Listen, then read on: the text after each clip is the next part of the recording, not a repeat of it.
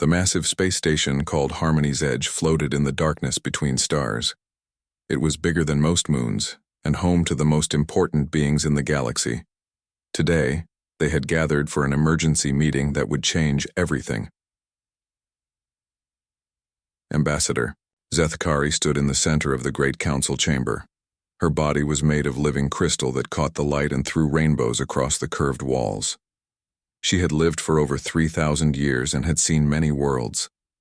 But today, she felt worried in a way she had never felt before. "Fellow council members," she began, her voice ringing like distant bells. "We face a crisis unlike any in our recorded history." The chamber held representatives from across the known galaxy. There was High Arbiter Velnara from the Ethereal Collective, a being of pure energy wrapped in robes of starlight.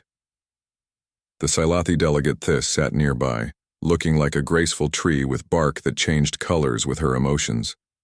Dozens of other species filled the curved rows of seats, all watching Zethkari with growing concern. Above them all, a massive holographic display showed a small blue and green planet orbiting a yellow star. The planet looked peaceful and beautiful, but Zethkari knew better. "This world is called Terra 3 by our survey teams," she continued. "Its inhabitants call it Earth. For the past 3 cycles, we have watched them with growing alarm." The hologram changed to show scenes from Earth's recent history. Explosions lit up the darkness as weapons of terrible power destroyed cities. Clouds of poison gas rolled across battlefields where millions died. The oceans turned dark with pollution, while forests burned and species died out forever. "These creatures call themselves humans," Zethkari explained. "They have developed nuclear weapons capable of destroying their entire world. They wage wars with chemical and biological weapons. They poison their own air and water. At their current rate of destruction, their planet will be uninhabitable within 2 of their centuries." Murmurs of shock and disgust rippled through the chamber. The Silathi delegate Thys shook her head sadly, her bark turning a deep blue color that meant grief. "How can any intelligent species be so destructive to their own home?" High Arbiter Velnara spoke next, his voice echoing with the wisdom of 10,000 years. "We have seen aggressive species before, but none quite like this. Most violent races destroy themselves quickly. These humans seem capable of maintaining their destructive behavior for extended periods." The hologram showed more scenes. Humans fighting in organized armies with advanced weapons, cities burning while aircraft dropped bombs from above, massive explosions that turned entire areas into radioactive wasteland. But there were also scenes of humans working together, building great structures and exploring their world with curiosity. "They are not simply mindless destroyers," Zethkari admitted. "Our analysts have identified significant intelligence and creativity. They have art, music, literature, and science. Some of their technological achievements are impressive for such a young species, but their tendency toward violence appears to be stronger than their capacity for peace." Another council member stood up. This was Commander Herextal from the Warrior Worlds, a species that had given up fighting centuries ago after joining the Confederation. His scarred face showed the marks of ancient battles. "What threat do they pose to the galaxy? They cannot even leave their own star system effectively." Zethkari touched a control, and the hologram changed again. Now it showed projections and mathematical models. "Our scientists believe they will develop faster than light travel within 50 to 100 of their years. When they do, they will bring their violent nature to the stars. A species this aggressive, with their rapid technological development, could destabilize entire sectors." The chamber fell silent as the implications sank in. The Galactic Confederation had maintained peace for over 5,000 years by carefully managing contact with new species. They guided young civilizations toward peaceful development, helping them overcome their primitive instincts. But they had never encountered a species quite like humanity. High Arbiter Velnara rose to his full height, his energy form pulsing with concern.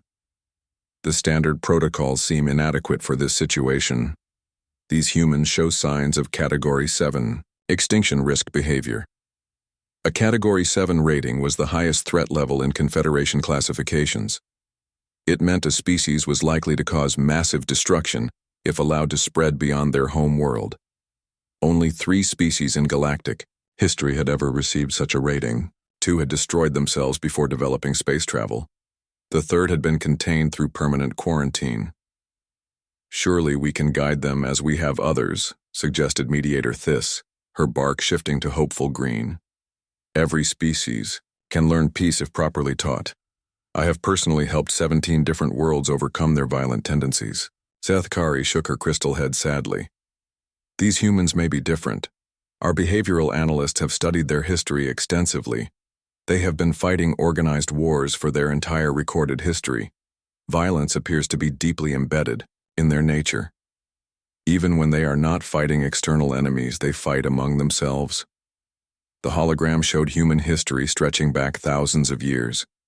Ancient warriors with swords and shields, medieval knights in armor, soldiers with muskets and cannons, modern armies with tanks and aircraft. The technology changed, but the fighting never stopped. Look at their entertainment, Zathkari continued. They create stories about war and conflict for pleasure. Their sports often simulate combat. Their children play games about fighting. Violence is not just something they do, it is something they enjoy. High Arbiter Velnara studied the data carefully. As the oldest member of the Council, he had seen the rise and fall of many civilizations. What do our deep analysts recommend? Standard containment protocols, Zathkari replied. Establish a quantum barrier around their star system. Prevent them from developing faster than light travel. Monitor them from a distance until they either achieve peace or destroy themselves. The suggestion caused an uproar in the chamber. Several council members stood to object. The Salathi delegate Thys spoke first, her bark now bright orange with distress. We cannot simply abandon an entire species. It goes against everything the Confederation stands for. The risk is too great, argued Commander Herextal. If they break containment, they could threaten dozens of peaceful worlds. Sometimes the needs of the many outweigh the needs of the few. Mediator Thys, who had remained quiet until now, finally spoke. She was known throughout the galaxy as the most skilled diplomat alive, having prevented more wars than anyone could count. Her empathic abilities allowed her to understand and calm the most aggressive minds. I propose an alternative, she said, her melodic voice carrying clearly through the chamber. Allow me to attempt direct contact. If anyone can reach these humans and guide them toward peace, it would be the 3 of us working together. She gestured to herself, Zathkari, and Thys. The chamber buzzed with conversation as council members discussed this proposal. Direct contact with a pre-space flight species was rare and required unanimous approval from the High Council. It was usually only attempted when a species showed clear signs they were ready for galactic citizenship. High Arbiter Velnara raised his hand for silence. You would risk exposing the Confederation to a potentially hostile species. If they prove truly unredeemable, knowledge of our existence could accelerate their drive to develop military technologies. But if we succeed, Thys argued, we save an entire species and potentially gain valuable new members for the Confederation. Their creativity and technological innovation could benefit the galaxy if properly directed. Zathkari considered this carefully. As an ambassador, she had successfully negotiated the end of the Vorthon-Kaleth War, a conflict that had raged for 2 centuries. If anyone could reach the humans, it would be their combined diplomatic skills. What would you propose? She asked. Thys smiled, an expression that looked strange on her tree-like features. We approach them openly but carefully. We present ourselves as peaceful representatives of galactic civilization. We offer them a choice. Join us and learn the ways of peace, or remain isolated on their world until they mature enough to join us safely. An ultimatum disguised as an invitation, mused High Arbiter Velnara. Interesting. It gives them agency, while protecting the galaxy. Zathkari nodded slowly. We could offer them advanced technology in exchange for abandoning their violent ways. Medical knowledge to cure their diseases. Clean energy to heal their damaged environment.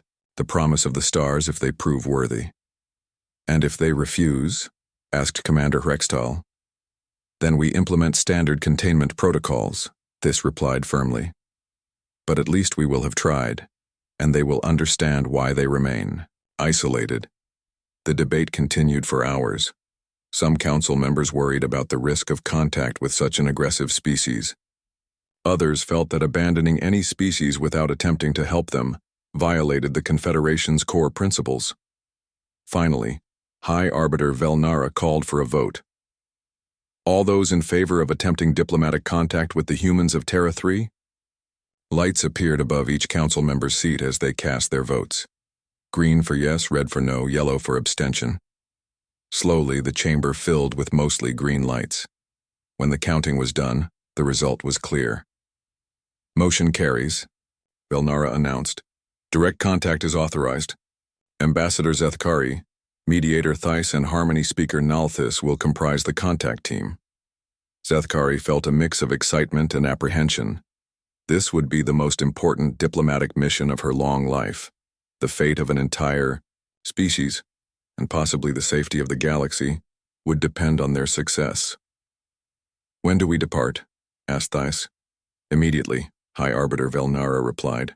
Our scientists estimate the humans are close to several technological breakthroughs that could accelerate their development. We must reach them before they advance too far to be guided safely. As the council session ended, Zethkari remained behind to study the data about humanity one more time. The holographic images showed scenes of both great beauty and terrible destruction. Humans creating magnificent art and music, then turning around to wage war with scientific precision. Children playing happily in parks while soldiers fought and died on distant battlefields. What kind of species were these humans really? Were they irredeemably violent, or simply young and misguided? Could the combined wisdom of the galaxy's greatest diplomats reach them, or would they reject any attempt at guidance? Zethkari knew that in a few days she would have her answers. The ship Peaceful Convergence was already being prepared for the journey to Earth. Advanced diplomatic protocols were being loaded into its computers. Translation algorithms capable of understanding any language were being calibrated. Soon she would stand before the leaders of humanity and offer them the greatest choice in their species' history. She could only hope they would be wise enough to choose correctly, for their sake, and for the sake of every peaceful world in the galaxy. The Crystal Ambassador turned away from the holographic display and walked toward the docking bay where her ship waited. Behind her, the image of Earth continued to rotate slowly, a beautiful blue marble that might soon become either the galaxy's newest member or its most dangerous enemy. Only time would tell which it would be. The ship Peaceful Convergence slipped quietly into Earth's solar system like a needle through silk. It was beautiful in the way that only truly advanced technology could be. A kilometer-long vessel that seemed to be made of liquid silver and light. Its hull reflected the distant sun in patterns that shifted and flowed like water. Inside the ship, Ambassador Zethkari stood before a massive viewing screen that showed the blue-green world growing larger ahead of them. Beside her, Mediator Thys swayed gently, her bark-like skin shifting through various shades of green as she processed the emotional resonance coming from the planet below. So much conflict, Thys whispered, her voice carrying the musical quality of wind through leaves. I can feel it even from here. Fear, anger, hope, despair, all mixed together in ways I have never experienced. The third member of their team approached from the navigation station. Harmony Speaker Nalthis moved with fluid grace, her luminous form wrapped in robes that seemed to be woven from starlight itself. As an empath of the highest order, she could sense the thoughts and feelings of entire populations. Their emotions are intense, Nalthis said, her voice like distant music. Most species we encounter have learned to moderate their feelings through collective wisdom. These humans burn with passion in every thought. Zethkari nodded, her crystal body refracting the light from the viewing screen into rainbow patterns on the walls. Our analysts warned us about this. Humans appear to experience emotions more strongly than most galactic species. It may explain both their creativity and their tendency toward violence. The ship's artificial intelligence spoke in a calm, neutral tone. "We are now entering the outer edge of their sensor range. Shall I begin broadcasting our peaceful intentions?" "Yes," Zethkari replied. "Use all their languages simultaneously. We want them to understand we come in peace." Across Earth, radio telescopes and satellite networks suddenly picked up signals unlike anything they had ever detected. The messages came in perfect English, Mandarin, Spanish, Arabic, Hindi, and dozens of other languages, all speaking the same words at exactly the same time. "People of Earth," the message began, "we greet you in peace and friendship. We are representatives of the Galactic Confederation, a union of civilized worlds that spans this galaxy. We have traveled far to meet you and offer you a place among the stars. Please do not be afraid. We come only to talk." In government buildings around the world, emergency alarms began to sound. The President of the United States was pulled from a cabinet meeting. The Premier of China was woken from sleep. The Prime Minister of the European Federation was rushed to a secure bunker. Within minutes, every major leader on Earth knew that humanity was no longer alone in the universe. The alien ship made no aggressive moves. It simply took position in a stable orbit above the Pacific Ocean and continued broadcasting its peaceful message every hour. Its massive size was visible to the naked eye from Earth's surface, hanging in the sky like a second moon. Dr. Sarah Chen, the United Nations Secretary General, found herself thrust into the most important moment in human history. She stood in the emergency session hall in Geneva, surrounded by representatives from every nation on Earth. The arguing had been going on for 6 hours.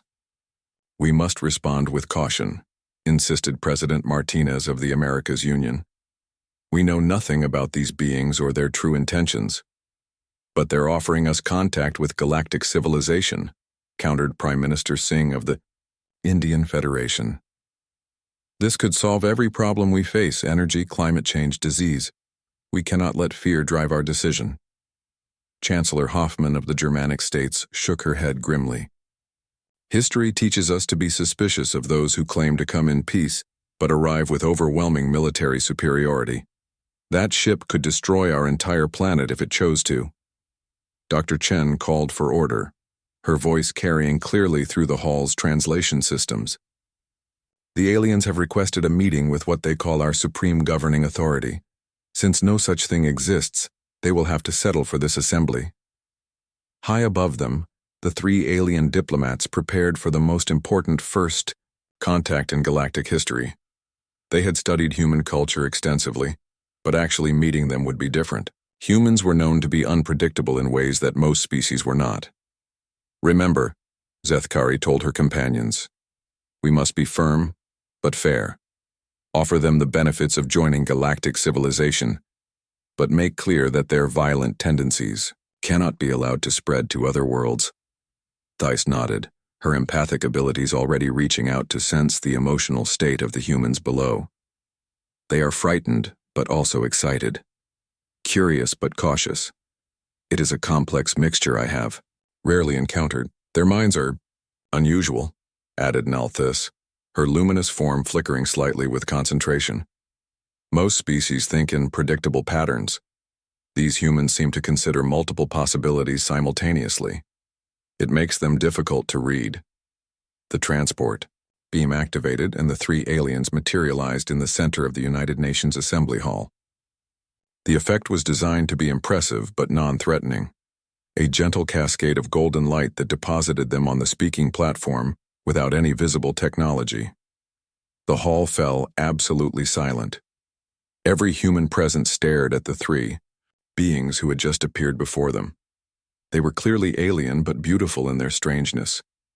Zethkari stood in the center, her crystal body catching the hall's lights and throwing rainbow patterns across the walls and ceiling. She was tall and elegant, roughly humanoid in shape but clearly not human. Her face was angular and geometric, with eyes that sparkled like cut diamonds. To her left stood Thais, who looked like a graceful tree that had learned to walk. Her bark-like skin shifted through shades of green and brown, and delicate branch-like appendages served as her arms. Leaves rustled softly around her head like living hair. On the right was Nalthis, the most alien of the three. She appeared to be made of living light, her form constantly shifting and flowing within robes that seemed to be cut from the fabric of space itself. Where her face should be was a gentle glow that somehow conveyed both wisdom and compassion. Ambassador. Zethkari stepped forward and spoke, her voice carrying clearly to every corner of the hall without any visible amplification. When she spoke, her words came out in perfect English, though the humans somehow understood that she was simultaneously speaking every language on Earth. Leaders of humanity, she began, her tone formal but not unfriendly. We greet you in the name of the Galactic Confederation. We are Ambassador Zethkari of the Crystalline Hegemony, Mediator Thais of the Silathi Collective, and Harmony Speaker Nalthis of the Ethereal Assembly. Dr. Chen stood slowly, her diplomatic training taking over despite the surreal situation. Welcome to Earth. I am Dr. Sarah Chen, Secretary General of the United Nations. We greet you in the name of all humanity. Zethkari inclined her head in what might have been a bow. We have observed your world for some time, Dr. Chen. Your species shows great potential, but also great cause for concern. The Crystal Ambassador gestured, and a holographic display appeared in the air above the assembly. It showed scenes from Earth, but not the peaceful, beautiful images that humans might have chosen to represent themselves. Instead, it showed wars, pollution, weapons, testing, and environmental destruction. In the 3 years we have studied you, we have witnessed behavior that troubles the galactic community, Zethkari continued. You possess nuclear weapons capable of destroying your entire planet. You wage chemical and biological warfare. You poison your own environment and drive other species to extinction. Murmurs of discomfort rippled through the assembly. Some representatives looked ashamed, others defensive. President Martinez stood up, his face set in hard lines. We are not perfect, he said firmly, but we are learning.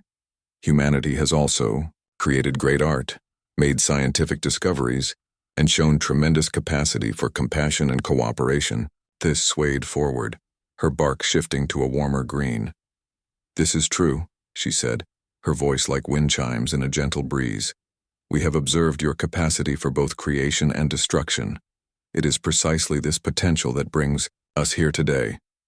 Nalthis spoke for the first time, her voice seeming to come from everywhere and nowhere at once. The Galactic Confederation has maintained peace for over 5,000 of your years.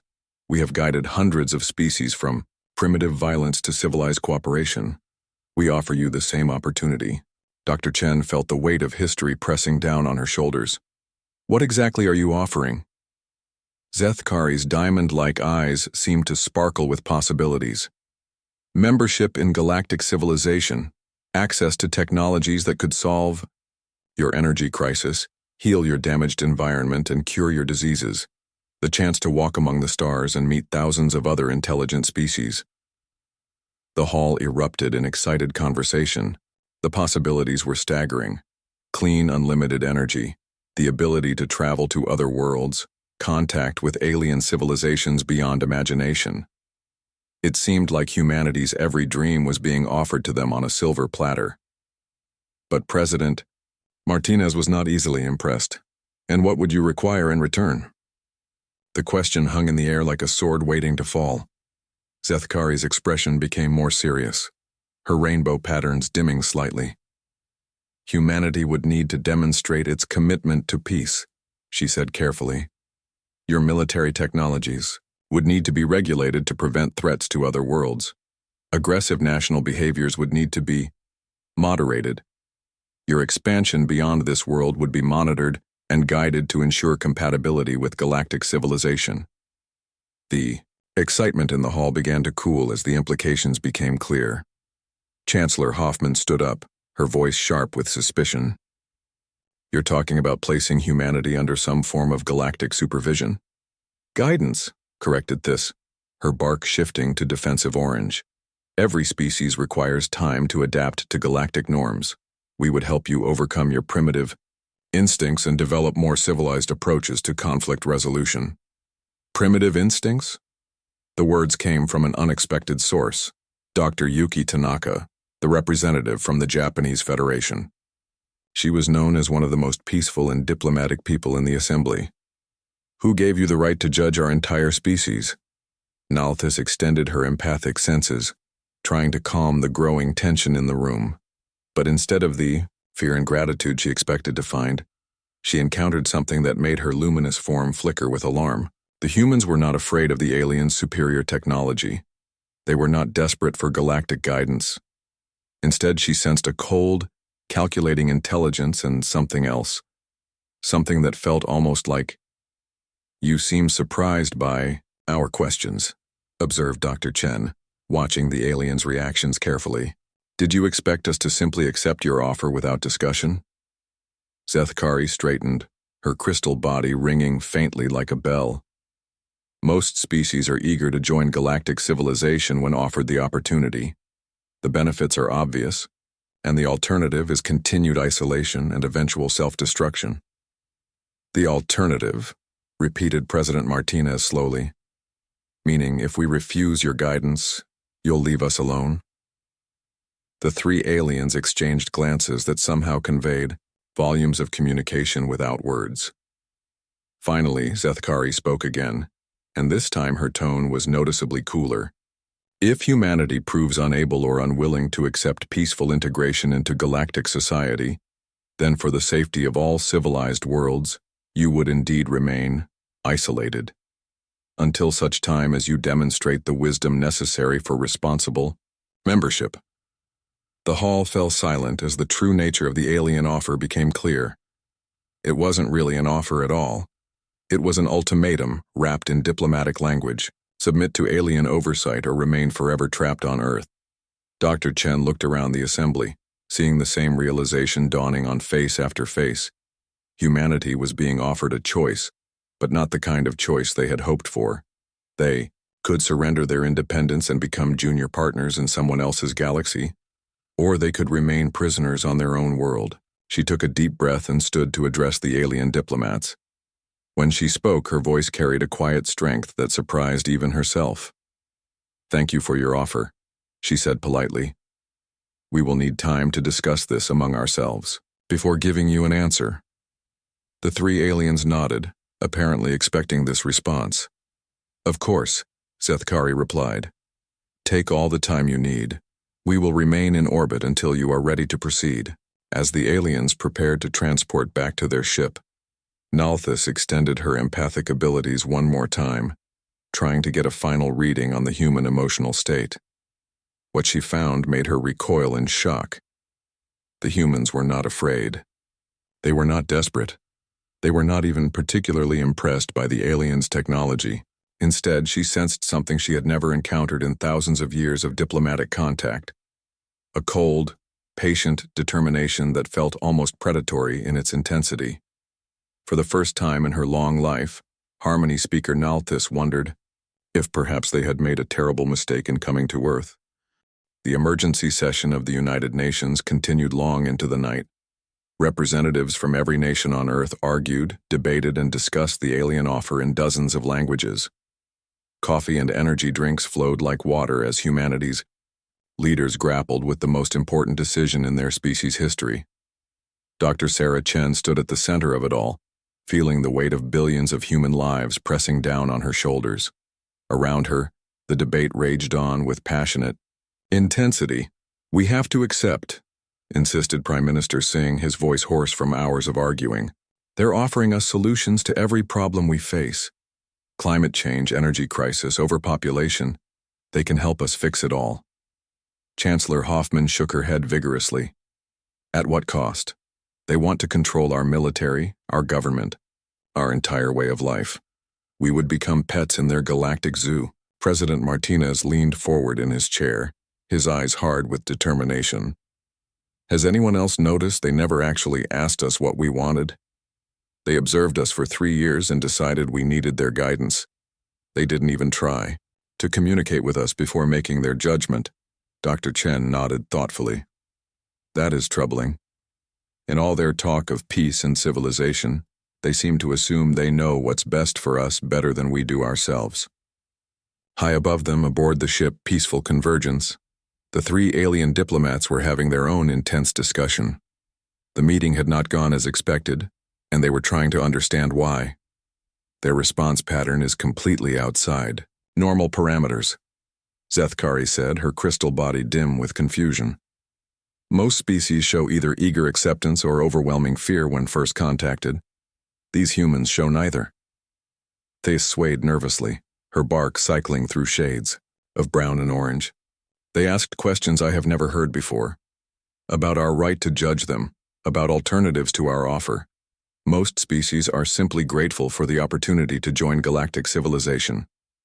Naltis remained silent, her luminous form flickering with uncertainty.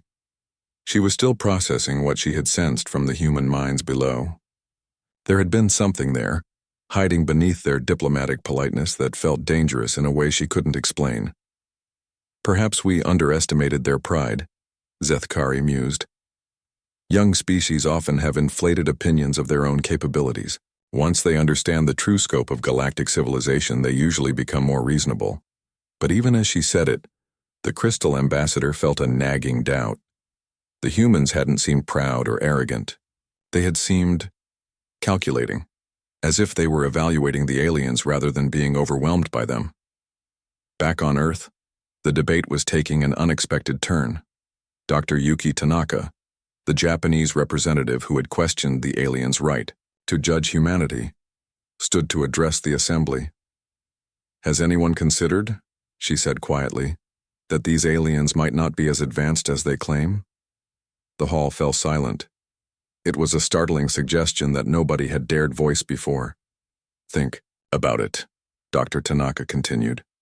"They observed us for 3 years and completely misunderstood our nature. They expected us to be grateful for their condescending offer. They seem genuinely surprised that we have questions.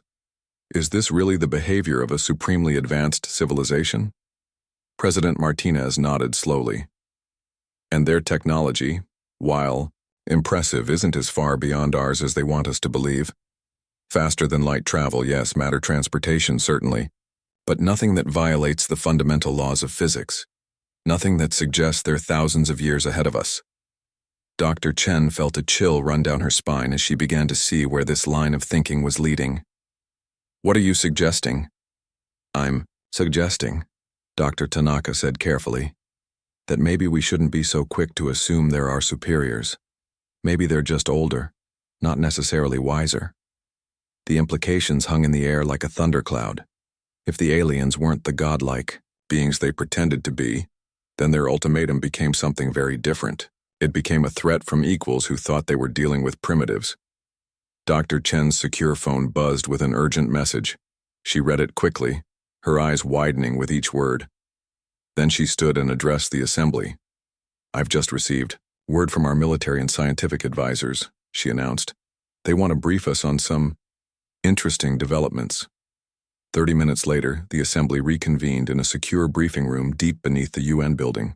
The room was equipped with the most advanced security systems on Earth, designed to prevent any form of electronic surveillance. General Rebecca Torres, the Earth Defense Coordinator, stood at the front of the room next to a large display screen. She was a small woman with steel gray hair and eyes that had seen too much conflict, but her presence commanded instant respect from everyone present. "Ladies and gentlemen," she began, "what I'm about to show you is classified at the highest levels. Until 12 hours ago, only a handful of people on Earth knew this information existed." The screen lit up with technical diagrams and data that looked like science fiction made real. Energy readings, structural analyses, and weapon specifications scrolled past in dizzying arrays. "Since the alien ship entered our solar system, every sensor we have has been pointed at it," General Torres continued. "We've learned some very interesting things." Dr. Chen leaned forward, her heart racing. "What kind of things?" "Their ship is impressive, but it's not invincible," Torres replied. "Our analysis suggests their technology is perhaps 50 to 100 years ahead of ours in most areas. Advanced?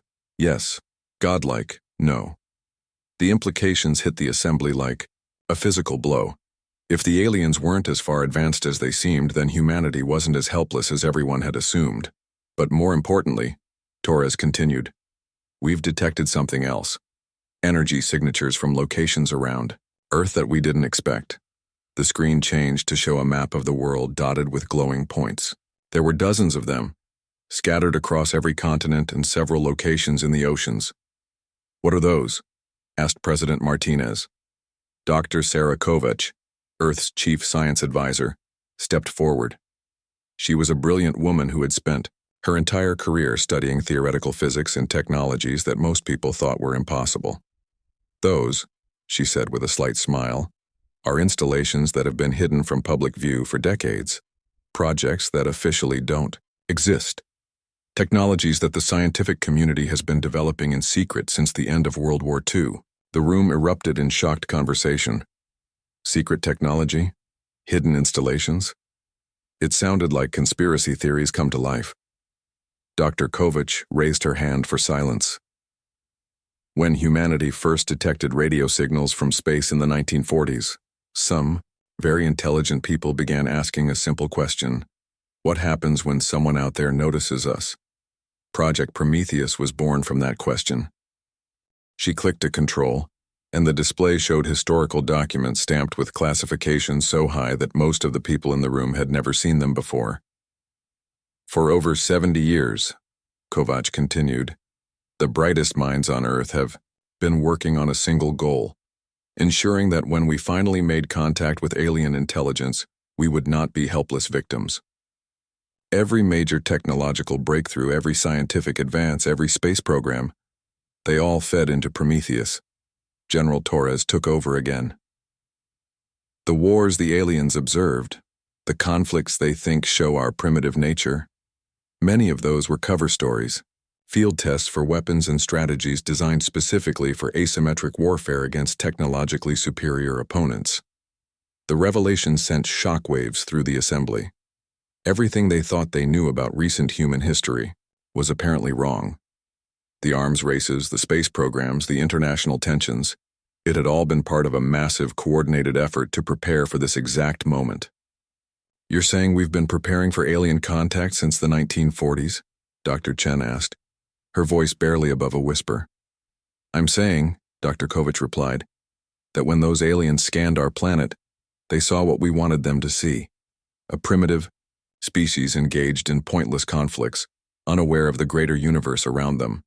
They never detected the real infrastructure we've been building. The screen showed images that looked like they came from a science fiction movie. Massive underground, facilities carved into the Earth's crust, orbital platforms disguised as space debris, energy systems that seemed to violate known physics, weapons that looked like they could crack planets. How is this possible? Stammered Chancellor Hoffman.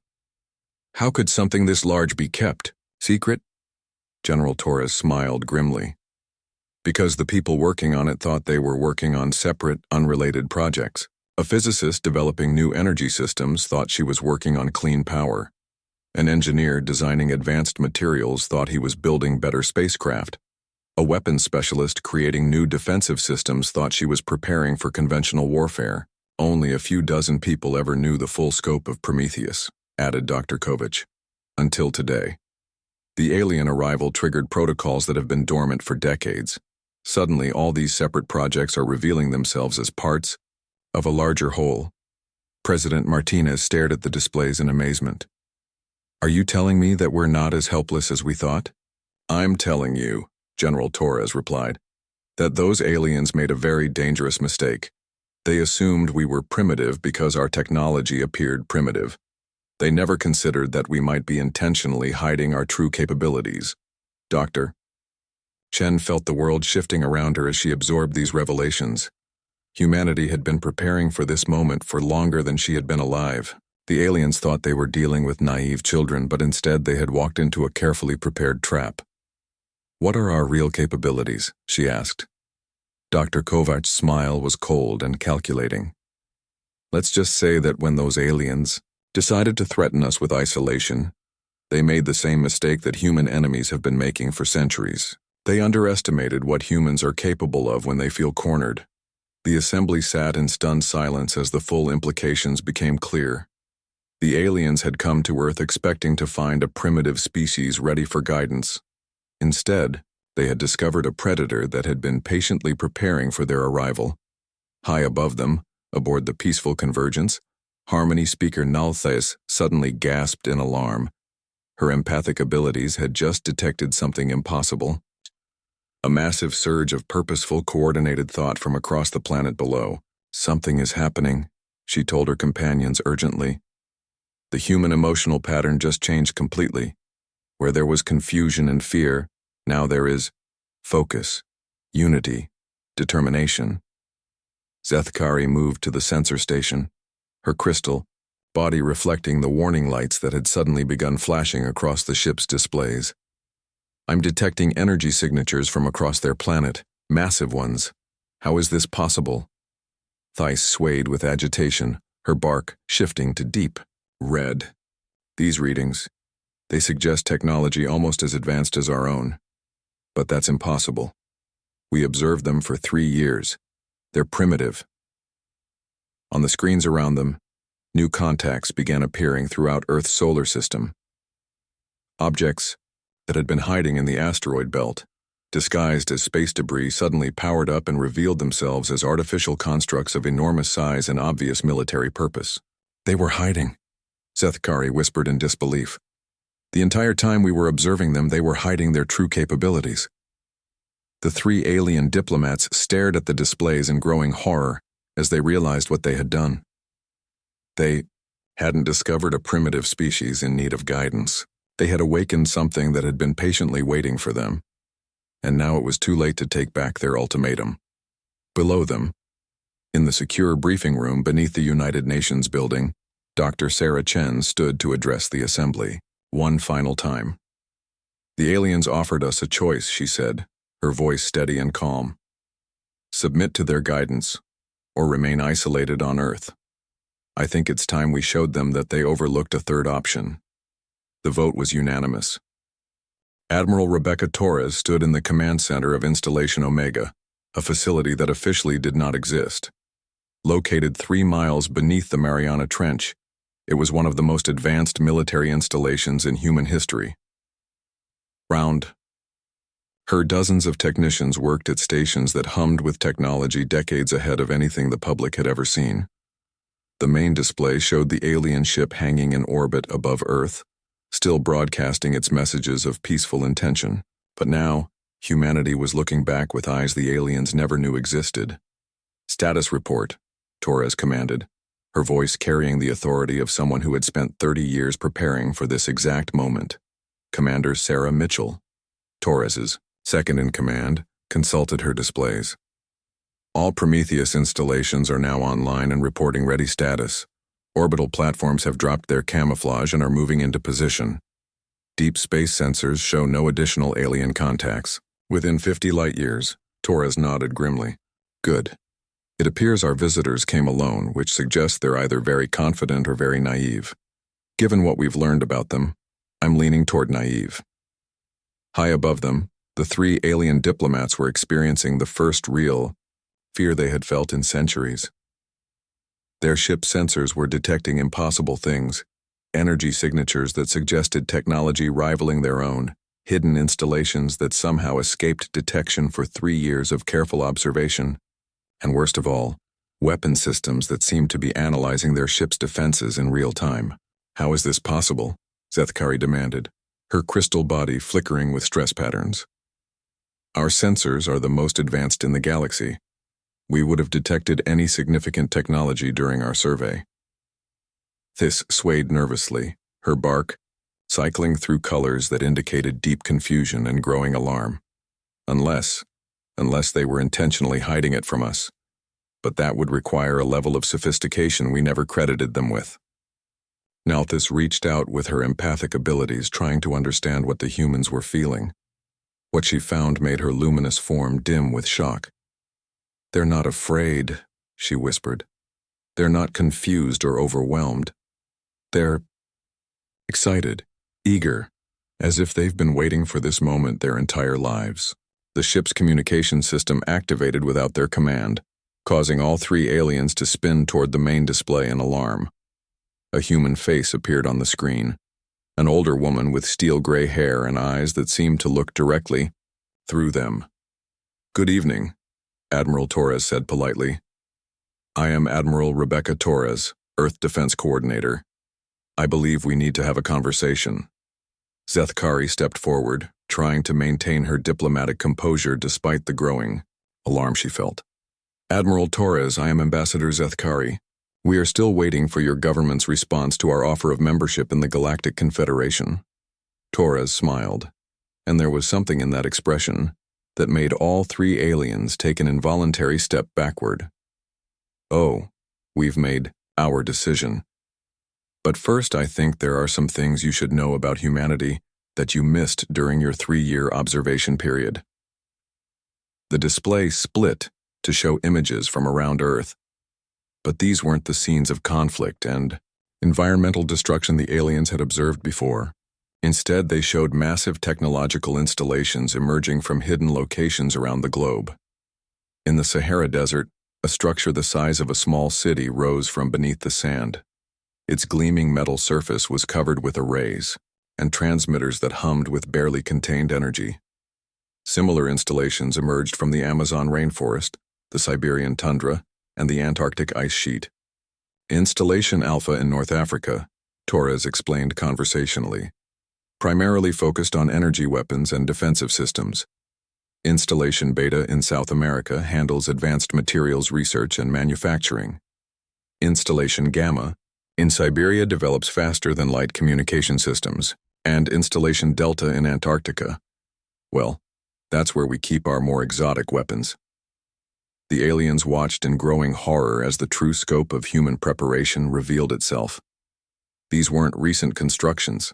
The age of the metal, the integration with local geology, everything suggested these facilities had been built over decades. "This is impossible," Thais stammered, her bark now completely red with alarm. "Our deep scans would have detected any large-scale construction projects." "Would they?" Torres asked pleasantly.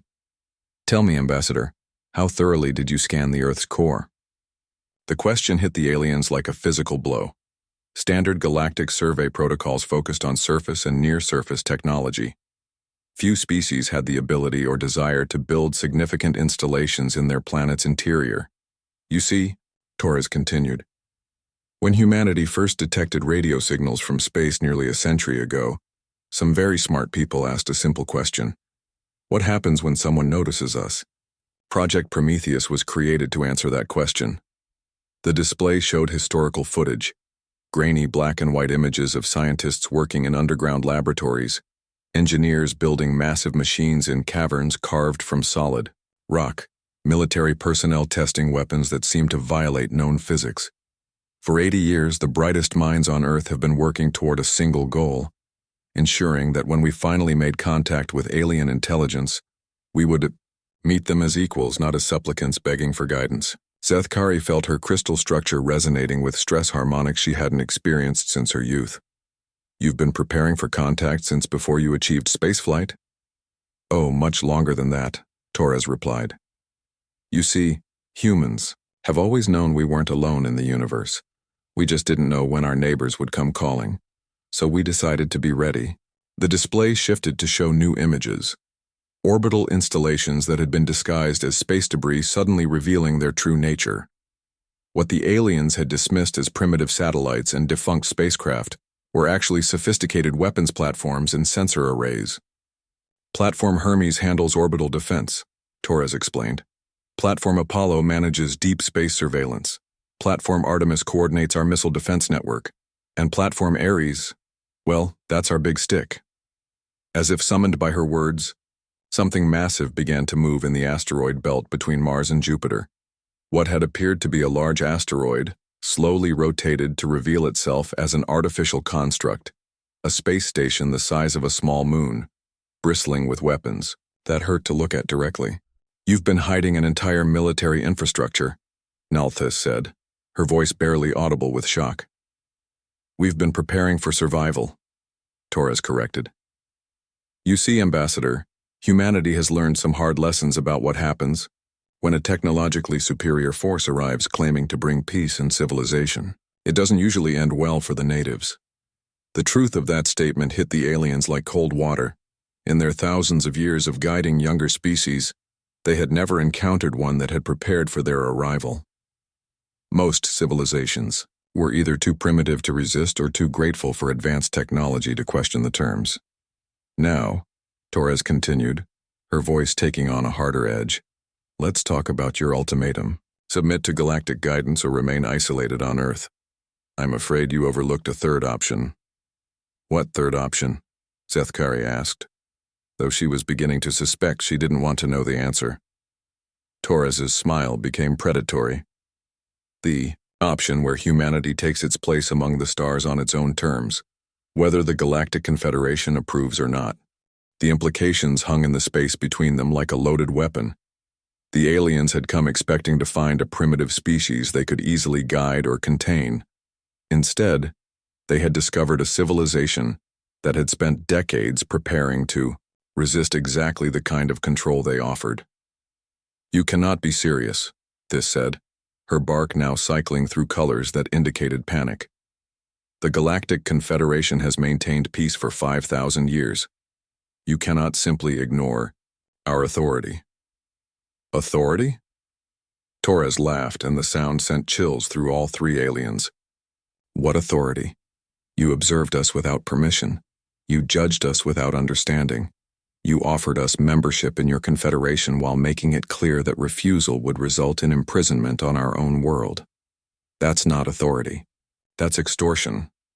On their ship's sensors, the aliens could see that they were now surrounded. Human vessels had emerged from hiding places throughout the solar system, moving with coordination that suggested advanced command and control systems.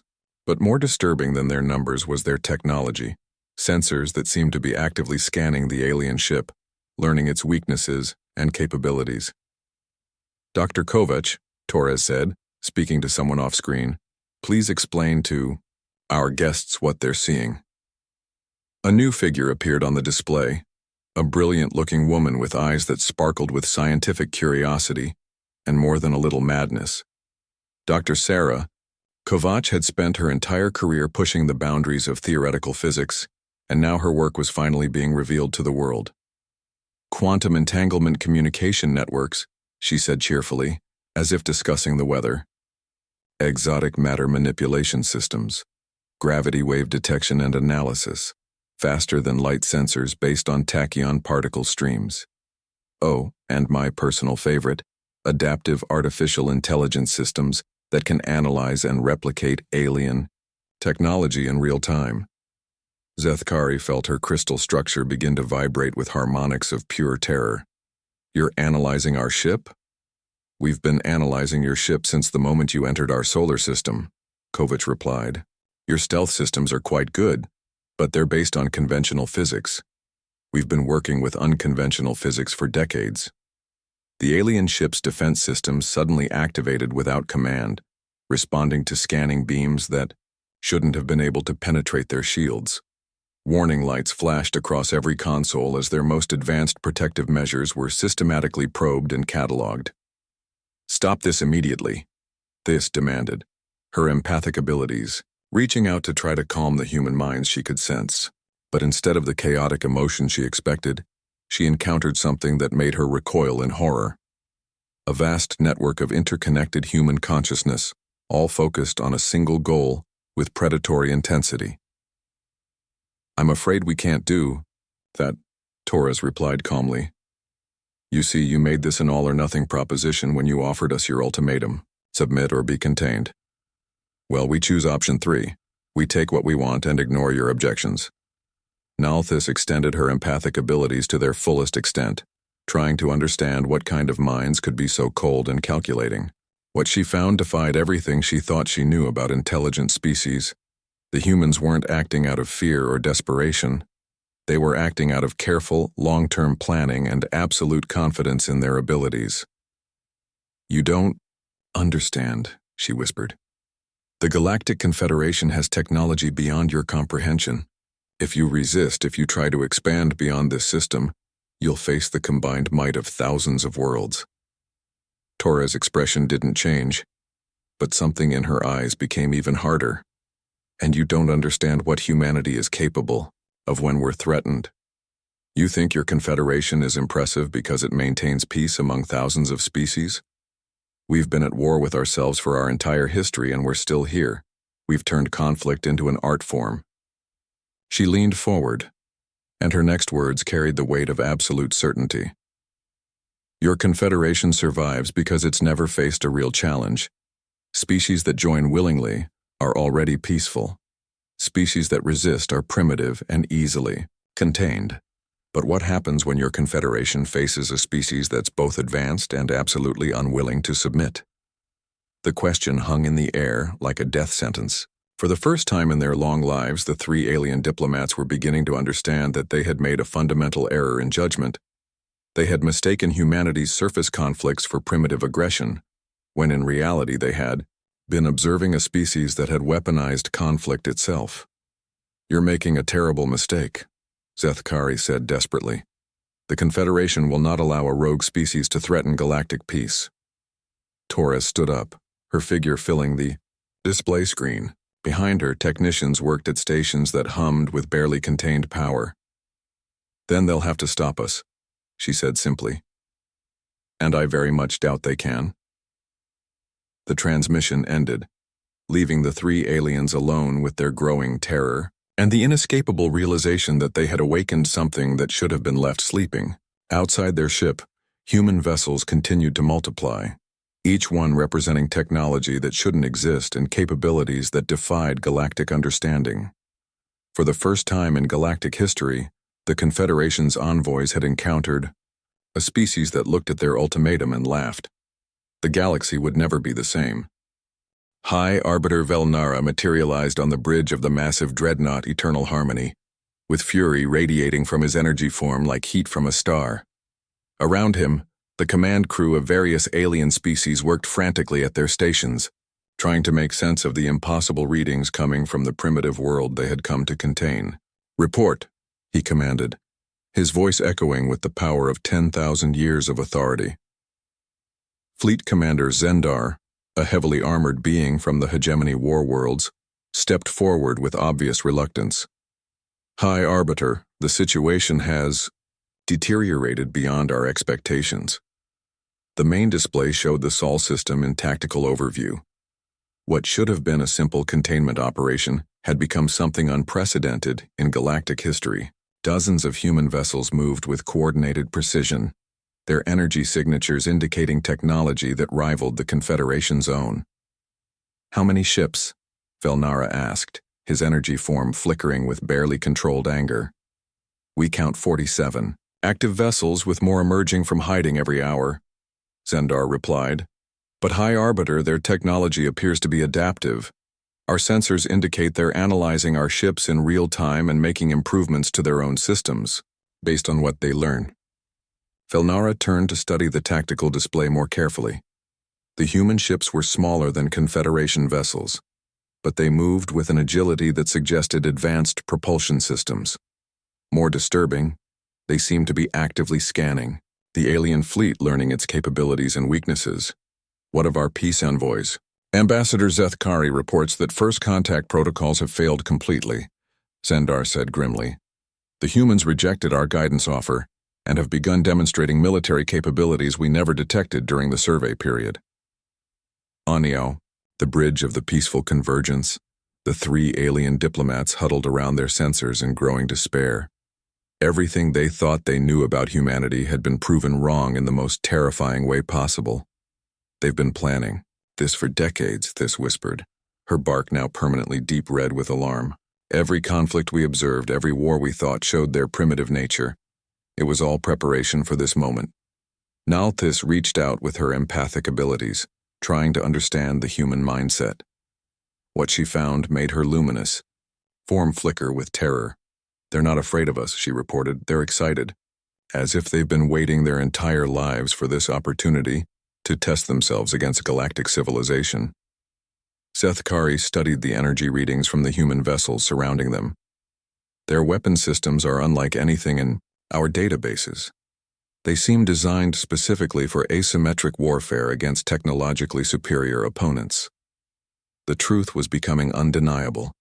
Humanity had spent decades preparing for exactly this scenario. First contact with a superior, alien force that would try to control or contain them. Every aspect of their preparation had been designed to turn their technological disadvantage into a strategic advantage. Back on Earth, Admiral Torres stood in the command center of Installation Omega, watching as her carefully laid plans unfolded with mechanical precision. Around her, the greatest military minds in human history coordinated the most important battle their species had ever fought. "Status of the orbital platforms?" she asked. "All platforms report ready," Commander Mitchell replied. "Platform Ares has achieved optimal firing position. The exotic matter cannon is charged and ready." Torres nodded, then activated a communication channel to the alien fleet.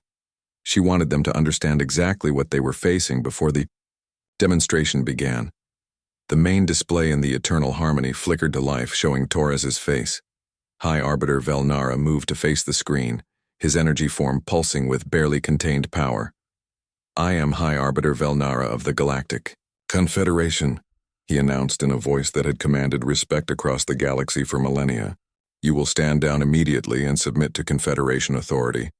Torres smiled, and there was something in that expression that made every alien on the bridge take an involuntary step backward. "I'm afraid that's not going to happen, High Arbiter. You see, you made a fundamental error when you came here." "And what error was that?" Velnara demanded. "You assumed we were primitive because our technology appeared primitive," Torres replied. "You never considered that we might be hiding our true capabilities. Worse, you offered us an ultimatum without understanding what kind of species we were dealing with." The display split to show images from across the Sol system. Hidden installations were revealing themselves throughout the asteroid belt, on the moons of the outer planets, and in deep space locations that should have been impossible to reach with human technology. For 80 years, humanity has been preparing for this day, Torres continued. Every war you observed was a field test. Every arms race was research and development. Every conflict was training for the war we knew would eventually come. High Arbiter Velnara felt something he hadn't experienced in thousands of years: uncertainty. "You cannot resist the might of the Galactic Confederation. We have maintained peace for 5 millennia through superior technology and overwhelming force." "Peace through superior firepower," Torres mused. "An interesting philosophy. But what happens when your superior firepower meets someone who's spent their entire history learning how to fight enemies with superior firepower?" Before Velnara could respond, alarms began sounding throughout the Confederation fleet. Their sensors were detecting massive energy buildups from multiple human installations, power levels that seemed to violate known physics. "Dr. Kovac," Torres said, speaking to someone off-screen, "please show our guests what humanity has learned about exotic physics on platform Ares, deep in the asteroid belt." Dr. Sarah Kovac stood before a weapon that represented the pinnacle of human scientific achievement. The exotic matter cannon was a device that shouldn't have been possible according to conventional galactic science, but human scientists had never been constrained by conventional thinking. "Firing solution confirmed," she announced cheerfully. "Target: the space between the lead Confederation vessels. We want to demonstrate capability, not cause unnecessary casualties." The weapon fired, and space itself seemed to tear. A beam of exotic matter, particles that existed in violation of normal physics, lanced across the solar system at impossible speed. Where it passed, the fabric of reality rippled like water. The beam struck empty space between 2 Confederation cruisers, and the effect was immediate and terrifying. A sphere of twisted space-time expanded from the impact point, its gravity fields playing havoc with every sensor and navigation system in the alien fleet. "Impossible," breathed Fleet Commander Zendar, watching his instruments register readings. That made no sense. "Matter cannot behave in such ways." Apparently, Torres's voice came from the communication channel. "Human understanding of physics has progressed beyond galactic norms. You see, when you're preparing to fight enemies with superior technology, you don't try to match their existing capabilities. you develop entirely new ones they can't defend against. High Arbiter Velnara realized with growing horror that the humans hadn't just prepared for this encounter. They had innovated beyond anything the Confederation had seen in millennia. While galactic civilization had grown comfortable with its technological superiority, humanity had been pushing the boundaries of what was possible. "This is your final warning," Velnara announced, trying to maintain his authority despite the growing fear in his energy form. "Stand down or face the consequences." Torres's smile became predatory. "No, High Arbiter. This is our final warning. To you. Leave our system immediately. Return to your Confederation and tell them that humanity will be joining galactic civilization on our own terms. Not as supplicants, not as junior partners, but as equals who demand respect. And if we refuse, then you'll discover why evolution made us apex predators." The words hung in space like a death sentence. For the first time in galactic history, a species was threatening the Confederation rather than begging for membership or cowering in fear. High Arbiter Velnara made the decision that would haunt him for the rest of his existence. Pride and 5,000 years of unquestioned authority overrode his growing fear. He would not be threatened by primitives no matter how advanced they had become. "All ships," he commanded, "activate weapon systems, disable their military installations, and prepare for planetary occupation." It was the last order he would ever give as an agent of galactic peace. The moment the Confederation fleet powered weapons, humanity's true capabilities revealed themselves. Every human vessel in the system suddenly accelerated beyond anything the aliens thought possible. They didn't move like normal spacecraft. They moved like living things, flowing around gravitational fields and dancing between weapon strikes with impossible grace. But worse than their speed was their firepower. Human weapons struck the Confederation ships with energy patterns that bypassed shields designed to stop conventional attacks. Exotic matter beams tore through hull plating like paper. Gravity weapons twisted space itself, crushing alien vessels in fields of compressed time. The battle, if it could be called that, lasted less than 10 minutes. When it was over, half the Confederation fleet was disabled and drifting. The other half had suffered damage that would take months to repair. Not a single human vessel had been destroyed. High Arbiter Velnara found himself aboard a ship with failing life support, facing an enemy that had demonstrated they could have destroyed his entire fleet if they had chosen to. The humans had shown mercy, which somehow made their victory even more terrifying. Torres appeared on his communication screen one final time. "High Arbiter," she said conversationally, "I want you to deliver a message to your Galactic Confederation." "What message?" Velnara asked, his voice hollow with defeat. "Tell them that humanity is coming to the stars, not as refugees seeking sanctuary, not as students begging for knowledge, but as equals demanding our rightful place in the galaxy.